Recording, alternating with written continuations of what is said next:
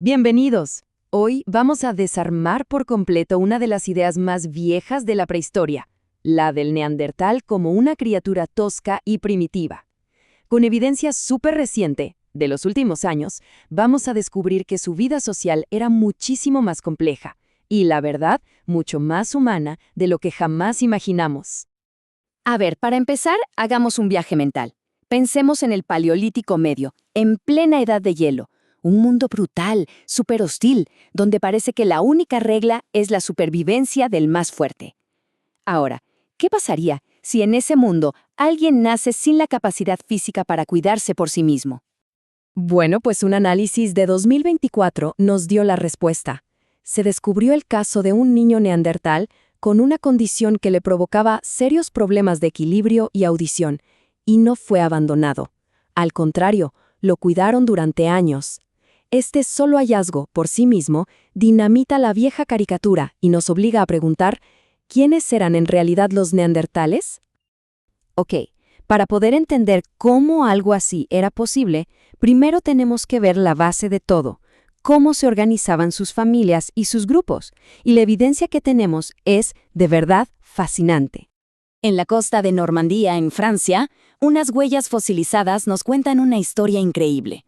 Es como una fotografía de hace 80.000 años. Y lo que vemos no es una horda salvaje, sino la imagen de un grupo pequeño, familiar, con adultos, adolescentes y, sobre todo, un montón de niños. Esto sugiere una comunidad, algo mucho más parecido a un hogar que a una banda de cazadores sin rumbo. Pero esperen, porque las huellas son apenas la punta del iceberg.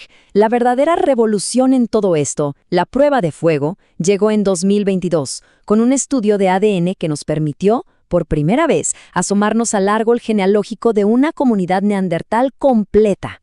Miren, los resultados de 2 cuevas en Siberia son alucinantes. Encontraron a un padre viviendo con su hija adolescente y a otros parientes cerca. Pero la clave, el dato más revelador, está en la genética. Resulta que la diversidad de ADN por línea materna era alta, pero por línea paterna era muy baja. A ver, ¿qué significa esto? Pues significa que eran las mujeres las que se mudaban a otros grupos para tener pareja. Es un patrón que los antropólogos llaman patrilocalidad. Y esto, gente, es importantísimo, no es un detalle menor. Para que un sistema así funcione, se necesitan alianzas entre clanes, un conocimiento social súper complejo para manejar esas relaciones y, sobre todo, demuestra que sus comunidades eran estables y muy organizadas. Y es justo esa organización, esa estructura, la que nos permite volver al caso del niño del principio. Porque cuidar a los más vulnerables no parece haber sido un acto aislado, sino una parte fundamental de su forma de vida. Pensemos un segundo en lo que este número significa de verdad. 6 años. 6 años de cuidado constante y dedicado. En un mundo donde cada caloría, cada pedazo de comida cuenta, este es un compromiso inmenso. Este niño, con sus problemas de audición y equilibrio, dependía al 100% de los demás.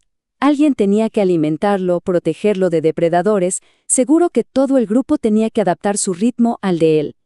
Todo esto nos habla de un nivel de empatía y de apego que hasta hace muy poco pensábamos que era algo exclusivo de nuestra especie.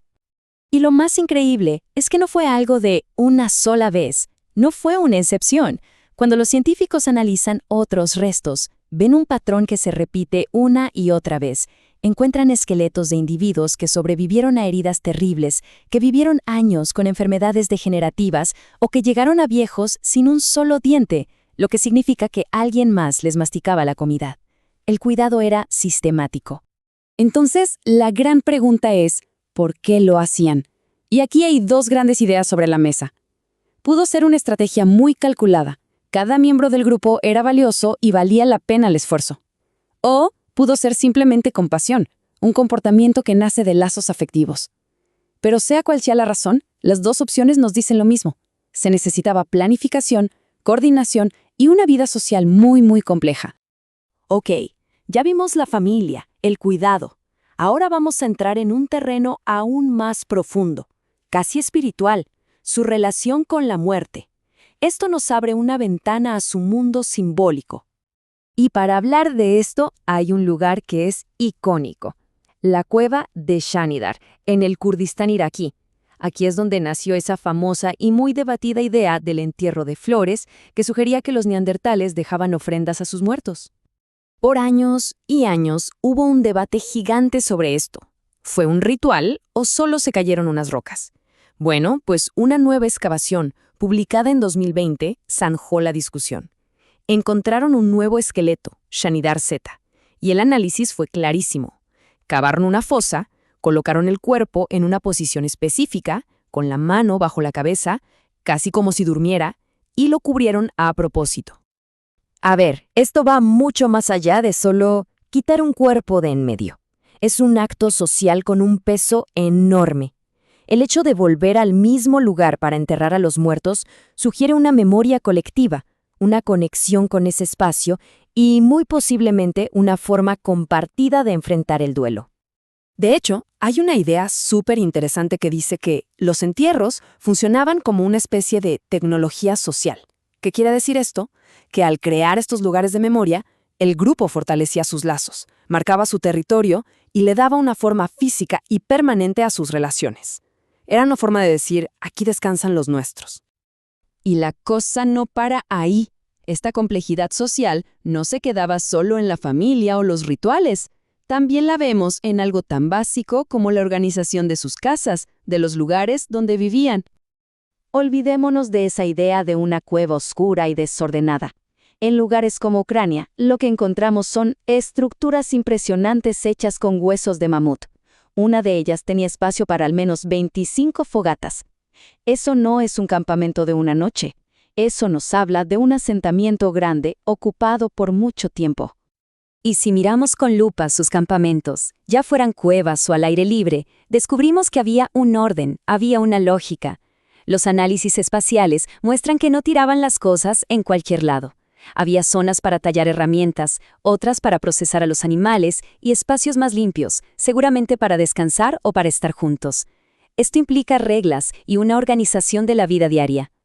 Muy bien, llegó el momento de juntar todas estas piezas del rompecabezas. Cuando combinamos la genética, la arqueología, todo lo que vimos, ¿qué imagen final nos queda?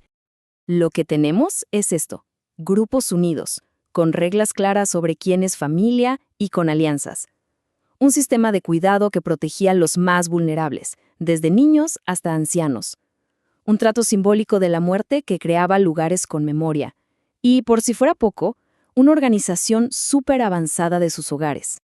Al final, la conclusión es demoledora para la vieja imagen. Ese retrato del neandertal bruto y solitario simplemente ya no se sostiene. En su lugar, lo que vemos son pequeñas comunidades, sí, pero profundamente sociales, donde la cooperación y la empatía eran herramientas de supervivencia tan importantes como la mejor de las lanzas. Y todo esto nos deja con una última reflexión. Cuando vemos sus problemas más básicos, los desafíos que definen lo que es vivir en grupo, cuidar a los hijos, a los enfermos, a los mayores, despedirse de los que se van, ¿no encontramos un eco profundo de nuestras propias sociedades? Quizás, al entenderlos mejor a ellos, terminamos entendiéndonos un poco más a nosotros mismos. Gracias por acompañarnos en este viaje.